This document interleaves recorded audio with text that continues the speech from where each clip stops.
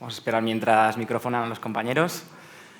Bueno, me voy presentando en el mientras tanto. Mi nombre es Adrián Beloki y efectivamente, como ha dicho Laura, soy el director de contenidos de Peldaño Media Group, que es el grupo de comunicación que está detrás de NAN Arquitectura, pero también detrás de otras 9 publicaciones que se dirigen a sectores profesionales y donde en todas ellas, desde el año 2022, hemos visto cómo crecía poco a poco un pequeño tsunami que al principio era muy pequeñito al horizonte y que mes a mes, semana tras semana, se ha ido convirtiendo en muy grande, ¿no? Y que se llama inteligencia artificial, ¿no? Como ya han comentado tanto José Carlos y otros compañeros, efectivamente la IA no surgió en el año 2022. La IA surgió mucho antes y fue precisamente en el año 1956 la primera vez que se acuñó este término en el Dartmouth College de Estados Unidos. Y si se creó ese año, ¿por qué ha sucedido para que en el 2022 de repente parezca que este boom se ha producido, ¿no? Lo que sucedió precisamente es que la accesibilidad, la capacidad que teníamos de entender esas herramientas y que cosas que parecían al alcance de pocos eruditos en el mundo, de repente las teníamos al alcance de cualquier móvil o dispositivo informático, ¿no? Y precisamente también en el sector de la arquitectura, que es el nuestro, pues hemos podido contar a través de NAN cómo se ha ido produciendo este avance. Y en el año 2023 ha sido uno de los temas que más lecturas, más interés ha producido los reportajes sobre las distintas herramientas arquitectónicas que se estaban desarrollando con esta tecnología, ¿no? Entonces, tenemos el honor de cerrar esta jornada. La mala suerte es que tenemos poquito tiempo, la buena es que después viene el cóctel, así que lo que hablemos ahora se va a poder prolongar con una cerveza en la mano. Y quiero dar la bienvenida al escenario a Rafael Larrú y Salvador Serrano, que son compañeros arquitectos también. Un aplauso para ellos. Sí, estás aquí en el centro. Y ya me voy a ir sentando con ellos. Y siendo ambos arquitectos, elegimos que estuvieran aquí con nosotros porque cada uno de ellos ha desarrollado usos y aplicaciones para la IA súper diversos, algunos de los cuales ya se han comentado. Pero bueno, antes de nada os voy a dejar presentaros un poquito. Rafael. Sí. Vale, muchas gracias. Ante nada, muchas gracias al Espacio NAN y a la Fundación 11. Siendo hijo de un padre invidente, es una fundación que guardo en mucha estima. Yo soy Rafael, Chief Creative Officer en Livit. Livit, lo que somos la empresa más grande del mundo de desarrollo de conceptos de restauración. Y diría que una de las mayores claves de éxito que tenemos nosotros es justo de que lo hacemos desde un punto de vista holístico. Yo soy arquitecto, pero dentro de la empresa tenemos cocineros, chefs, DJs, arquitectos de interiorismo, diseñadores gráficos, marketing, todo en uno. Entonces, enfocamos cualquier proyecto que hacemos desde un punto de vista holístico. Y Salva, sí, bueno, es tu turno. Sí, yo como Rafa reitero los agradecimientos por la invitación y a Espacio NAN, Fundación 11. Y bueno, yo también soy arquitecto de formación, pero bueno, en mi día a día me dedico sobre todo a programar o pensando en arquitectura. Y soy CTO de Nidus Lab. Somos una startup que vamos a cumplir el mes que viene un año. Y estamos desarrollando aplicaciones para el sector de la arquitectura de la construcción que, bueno, sobre todo están centradas en lo que estabais preguntando antes en la rueda de preguntas, en generar encajes, los famosos encajes, los famosos tanteos cuando nos llega una parcela, ¿no? Y queremos saber cuántas viviendas entran, cuántas me caben de este tipo, de este otro. Pues nuestra aplicación genera estos encajes de manera automática, ¿no? Y además optimizada con respecto al programa que le pedimos, ¿no? Entonces, bueno, el output de esta, ¿no? Lo que nos devuelve esta aplicación pues es al final un plano CAD, ¿no? Es decir, somos una inteligencia artificial, usamos inteligencia artificial, que genera planos CAD, ¿no? De edificios y además con componente de optimización. Rafael, Salva comentaba que la automatización o la optimización de esos procesos al principio de la construcción, la planificación del edificio es el foco de Nidus. En vuestro caso, en el 2022, ¿cómo recordáis esa eclosión de la IA y cómo empieza Livit a trabajar con estas herramientas? Sí, nosotros desde casi el primer momento que la inteligencia artificial se volvió muy accesible al mundo, por decirlo así, creamos un pequeño grupo de profesionales de varias disciplinas dentro de Livit varios de los cuales están aquí, por cierto, para intentar estudiar el tema y ver cómo lo podemos aprovechar al máximo. O sea, obviamente sabemos que es algo que cambia todos los días hay herramientas nuevas, todos los días hay oportunidades nuevas o capacidades nuevas que puedan tener, pero desde el momento uno intentamos estar al día de qué está pasando y cómo lo podemos usar. Algunos nos han funcionado muy bien, otros no. Hemos tenido muchos aprendizajes. Diría que principalmente hoy por hoy donde más lo usamos es en la parte de investigación previa y en la parte de inspiración.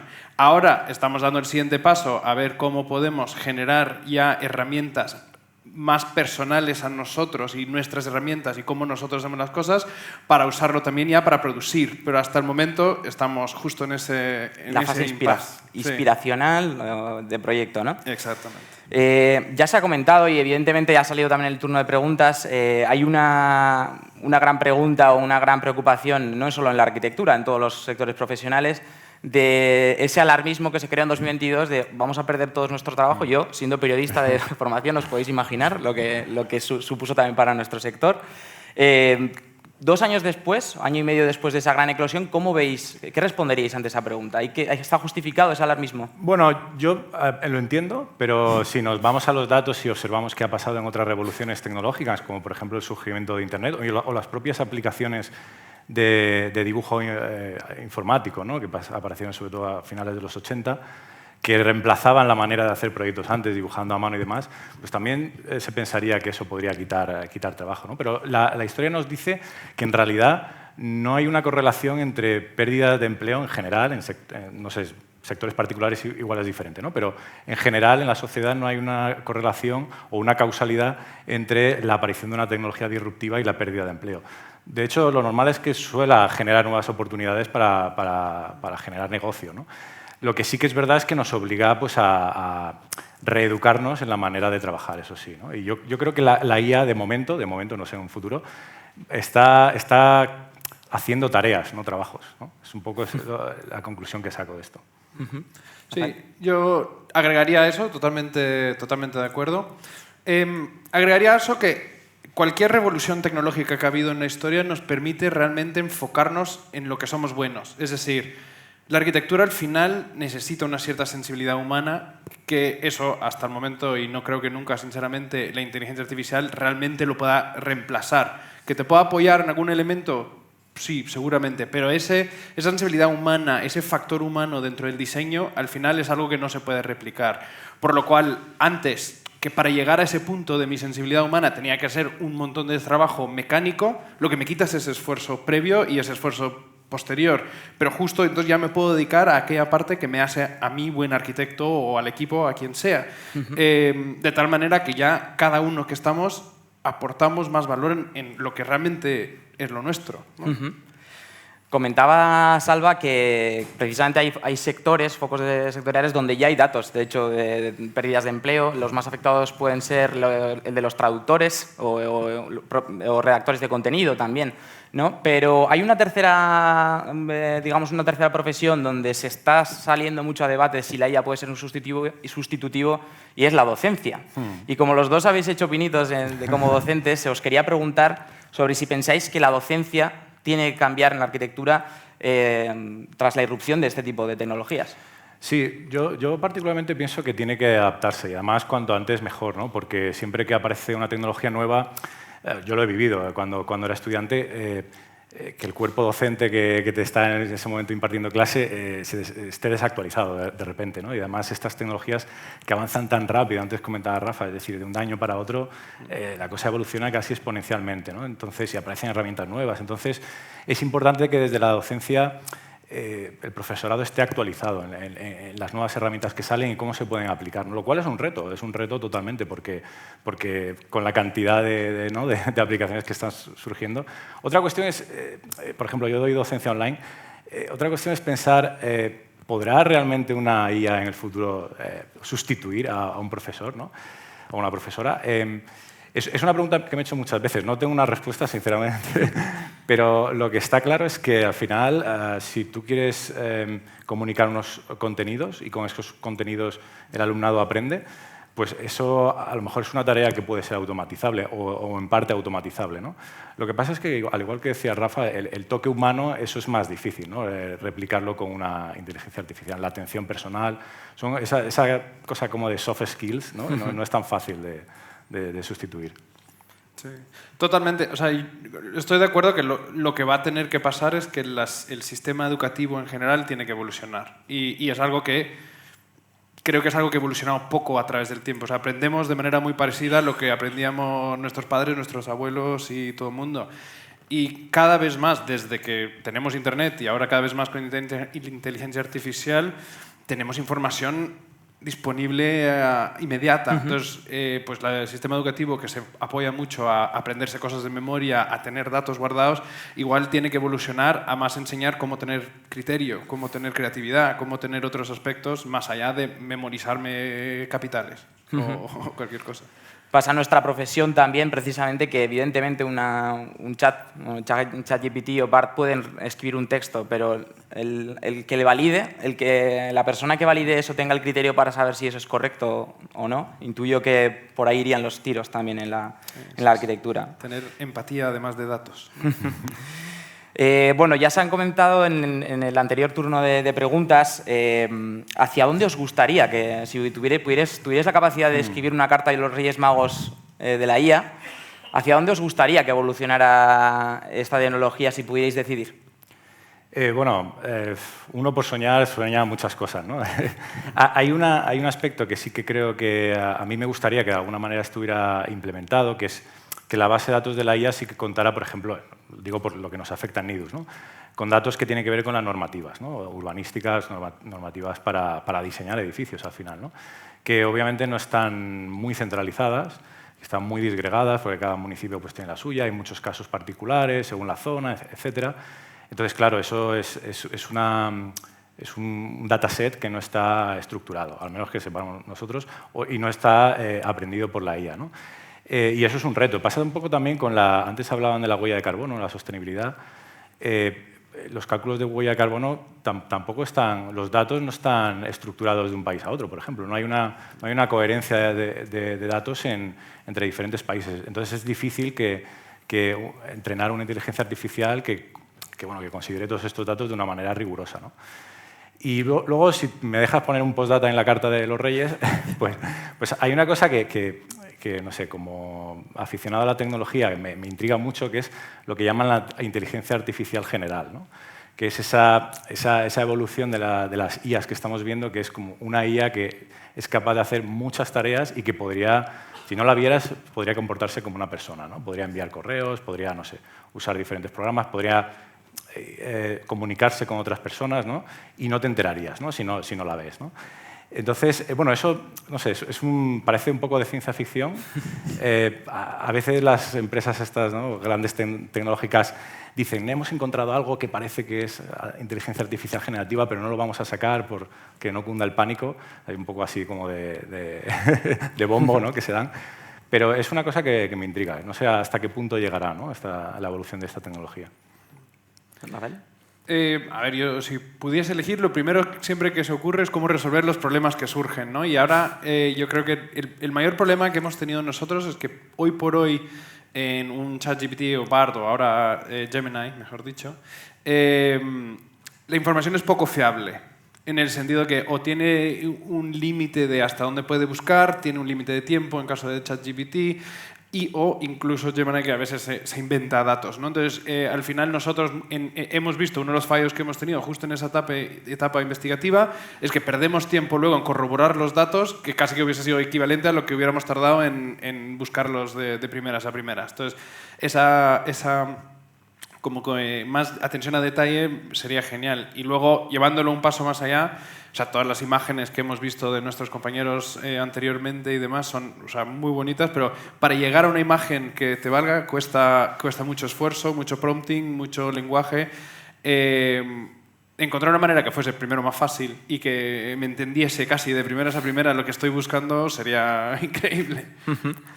Precisamente, voy a seguir contigo, Rafael. En el Livit comentabas que colaboráis compañeros desde chefs, DJs, ¿ha afectado por igual a todos esos equipos esta irrupción de la IA o veis que hay algún colectivo, alguna profesión dentro de la empresa donde ha tenido un mayor impacto? No, yo diría que al final como lo único que tenemos común todos es que somos un grupo creativo, o sea, todos estamos creando nuevo, proponiendo cosas nuevas, avanzando. Es una herramienta universal para cualquier, y en nuestro caso creativo, pero creo que sería universal casi para cualquier otra profesión. Entonces, por ejemplo, en el departamento culinario los chefs pueden meter ciertos parámetros, ciertos limitantes que tenemos hoy y saca propuestas que, de nuevo, nunca va a ser ese el resultado final que se lo pueda presentar a un cliente, pero ya te da una base sobre la cual construir. Cuanto a música igual, DJs, a cualquiera de nuestros, lo hemos usado bastante transversal en todas las disciplinas que tenemos internamente. También salía, Salva, el tema de las preocupaciones éticas, más allá, hemos comentado el tema de la pérdida de empleo. ¿Hay alguna otra que pueda preocuparte por encima de? A mí particularmente hay dos que me preocupan mucho, fuera de la profesión, es decir, de la profesión de la arquitectura creo que está fuera de la profesión. Una es los sesgos que pueden tener los conjuntos de datos con los que se entrenan las IAs. O sea, al final la IA reproduce esos sesgos y creo que además los sesgos que pueden ser de todo tipo, ¿no? Pero sobre todo sociales, me parecen los peligrosos. No es más que un reflejo de quizás los sesgos humanos, ¿no? O sea, es decir, que están en ese dataset y entonces las IAs los perpetúan, ¿no? Entonces, creo que hay que tener mucho cuidado con los datos con los que se alimentan las IAs o de alguna manera auditar que esos datos son veraces. Es muy difícil, ¿eh? Yo sé que es una quimera casi, pero eso es una, ¿no? Y luego la otra es, a medida que se van volviendo más sofisticados los modelos, es más difícil distinguir lo que es verdad de lo que es falso, ¿no? Lo que es generado por la IA, ¿no? Es el tema de la veracidad. No sé si habéis visto el último avance de OpenAI, ¿no? Este generador de vídeo que se llama Sora, ¿no? Todavía no lo han hecho público, pero han mostrado así algunos clips de 1 minuto. Y claro, son vídeos generados con prompts, ¿no? Con mensajes de una frase, ¿no? Pero tiene una calidad que perfectamente podrían colar por un vídeo real, ¿no? Es decir, el salto que han dado en la generación de vídeo es tremendo, ¿no? Y esto, claro, de repente que se puedan inundar las redes sociales, más media, ¿no? Con vídeos que hay que ver si están generados o no por IA, es algo que me preocupa, ¿no? O sea, creo que van a aparecer, no sé, es una predicción que tengo, ¿no? Que van a aparecer como agencias de verificación de si de verdad esto está generado con IA o no. O creo que será necesario auditar esto, ¿no? Porque si no, puede ser, la desinformación puede ser tremenda, ¿no? Ya vivimos una época en la que lo es. Imagínate con vídeos por ahí que pueden dar lugar a engaños, ¿no? O a polémicas. En ese sentido, ¿alguna otra preocupación ética, Rafael? Sí, inmediatamente se me ocurren dos, diría yo. O sea, primero es, y una cosa que hemos discutido internamente incluso y hemos puesto en duda, es tema de propiedad intelectual, ¿no? O sea, sí, esto me puede ayudar a generar 50 imágenes de 50 edificios muy chulos, como decían nuestros compañeros anteriores, pero esa imagen ¿a quién le pertenece? ¿Eso quién lo ha creado? ¿Es mío porque yo escribí el prompt? ¿O es del programador? O sea, ¿eso a quién le pertenece? Entonces, esa es una zona gris que todavía no se ha discutido dentro de la inteligencia artificial que me preocupa un poco. Y segundo, de lo mismo agregaría la parte de privacidad y confidencialidad. Es decir, o sea, nosotros, más diría en la parte de tasa administrativa o ciertos documentos que comparto con clientes son confidenciales. Eso, ¿a qué nube lo están subiendo y cuánta accesibilidad? O sea, yo sé que nadie puede ver el documento tal cual, pero si yo he subido que ChatGPT me ayuda a redactar un contrato con un cliente de X, si alguien más le pide ayuda, eso ha aprendido ya del contrato que me ha hecho a mí. Entonces, ¿cómo encontrar esas barreras de confidencialidad que permitan controlar un poco eso? Diría que son los dos que me preocupan. Ahí, Salva, hay otro tema que desde la propia concepción de cuando creáis Nidus se comentaba y me gustaría sacarlo, que es la posibilidad que puede presentar la IA de democratizar, digamos, accesos a X proyectos o igualar la capacidad que tiene un gran estudio de arquitectura a uno más pequeño, de igualar fuerzas. ¿Cómo veis este tema? Sí, nosotros desde Nidus lo vemos conforme lo has dicho, es decir, la capacidad de una aplicación que usa inteligencia artificial para iterar muchos diseños diferentes para generar muchos diseños más de los que podríamos hacer en nuestro tiempo físico humano, ¿no? O por medios manuales. Pues eso, claro, un poco, pues no te voy a decir que te pone al mismo nivel, ¿no? Pero es una ayuda para cubrir el gap que pueda haber con otro tipo de despachos más grandes, ¿no? O sea, es una herramienta que te ayuda a mejorar la competitividad de tu despacho, de tu empresa, ¿no? Entonces, para nosotros es interesante, ¿no? Es interesante que por ejemplo, no tenga que haber o no tenga por qué haber barreras o dificultades a la hora de empezar un proyecto, ¿no? Que no tengas que tirar el tiempo, ¿no? Es decir, esos típicas 2-3 semanas haciendo un encaje, haciendo las imágenes. Bueno, nosotros nos centramos en los encajes, ¿no? Pero si extrapolamos a otras sillas, pues preparando todo ese material para el cliente para que luego diga si lo acepta o no, le vale o no. Claro, eso es un tiempo que muchas veces además no se monetiza, ¿no? O sea, es perdido. Entonces, claro, ese tiempo no monetizado les cuece más a un despacho pequeño, que le duele más a un despacho pequeño que a uno grande, ¿no? Entonces, sí, para nosotros es importante este aspecto de la tecnología. Sí. Volviendo a un tema que lo habéis comentado los dos, hoy justo es una noticia de hoy que el grupo Prisa, El País, 5 días, ha llegado a un acuerdo con OpenAI para entrenar su modelo de lenguaje con la información de las publicaciones, y es un tema también, el tema de la propiedad intelectual, muy interesante. Bueno, me gustaría abrir, para finalizar, un poco turno de preguntas, por si hay algo que queráis plantear, aunque insisto que lo mejor será trasladar esta conversación entre tres al cóctel posterior. Si hay alguien que quiera comentar algo. ¿O tenéis ganas ya del vinito? La cervecita. Veo las caras y está... ¿Sí? Me parece que los dos dais por hecho la parte humana de la inteligencia artificial. Yo, como ha dicho Carlos, creo que esto va a ir, que está yendo exponencialmente y que va a ser lo que va a sustituir a casi todo. Me parece que es mucho más que la revolución industrial que cualquier cosa. Y cuando decís de validar por medio de un ser humano, validar las cosas, yo pienso que no sé por qué. Creo que va a llegar un momento que no haga falta que el hombre lo valide, puesto que al final está cogiendo patrones humanos que ya están validados. O sea, no sé por qué va a dar más garantía que una persona valide a otra inteligencia artificial posterior. O sea, la única diferencia que veo entre inteligencia artificial en el futuro, lo que yo me imagino, y lo que es el ser humano, es que yo creo que tenemos una impronta en el corazón de conciencia, de moral, ética, todas estas cosas. Es la única diferencia que veo. Pero si tú que has dicho, Rafael, has hablado de la empatía, es que la mitad de la gente no tiene empatía. Con lo cual, la empatía a lo mejor que cogen de modelos es superior a la empatía humana. Entonces, yo creo que esto va a ser la bomba y que no veo nada claro que haya que validar nada en el futuro. Sí. O sea, aunque siempre habrá elementos sueltos que serán los que destaquen, pero es que la mitad de las validaciones humanas son imperfectísimas. Totalmente de acuerdo. Y estoy de acuerdo que validar es algo que probablemente llega un momento de perfeccionarse de tema datos y eso, que es el problema que tenemos hoy, va a dejar de serlo 100%, incluso probablemente ese dato sea más fiable que cualquier cosa que podamos validar nosotros 100%.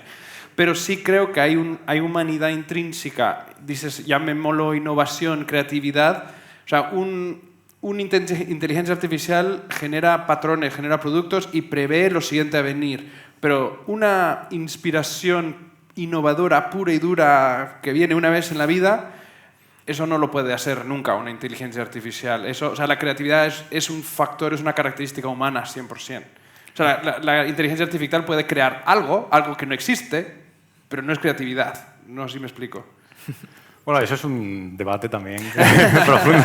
Eso lo da para otra jornada, pero sí, yo ahí me coloco un poco entre medias. O sea, yo creo que no va a haber una sustitución total. Creo que a nivel técnico, al menos como estamos el día de hoy, es difícil. No sé, si me preguntas el año que viene, igual te digo otra cosa, ¿no? Pero sí que es verdad que para mí el diseño de cualquier tipo de edificios, de objetos, de lo que sea, siempre ha sido una colaboración entre tecnología y la persona, el diseñador o diseñadora. Hace 40, 50 años descansaba más el peso de las decisiones, el peso del acto de diseñar, de dibujar, más en la persona. Cada vez va descansando más en la tecnología. Entonces, quizás llega un momento en que la tecnología te dé 10 opciones y tú elijas una, ¿no? Pero hay veces que ocurre eso, ¿no? Que presentaba antes los compañeros, ¿no? Pues generas 10 opciones que 10 son buenas, ¿no? Y tu labor como arquitecto o como arquitecta es elegir una, ¿no? O la que crees que por tu criterio personal que se adecua más a cada caso, ¿no? O sea, creo que siempre va a haber espacio para la decisión humana, creo, ¿eh? De momento. Ya te digo, pregúntame el año que viene y a lo mejor cambio mi idea. Pues con esto voy a dar por cerrada la mesa. Laura, te cedo el espacio y ahora seguro que tendremos unos minutos para seguir la conversación, ya eso con un vino en la mano. Muchas gracias por las interesantes reflexiones y bueno, un fuerte aplauso antes de nada.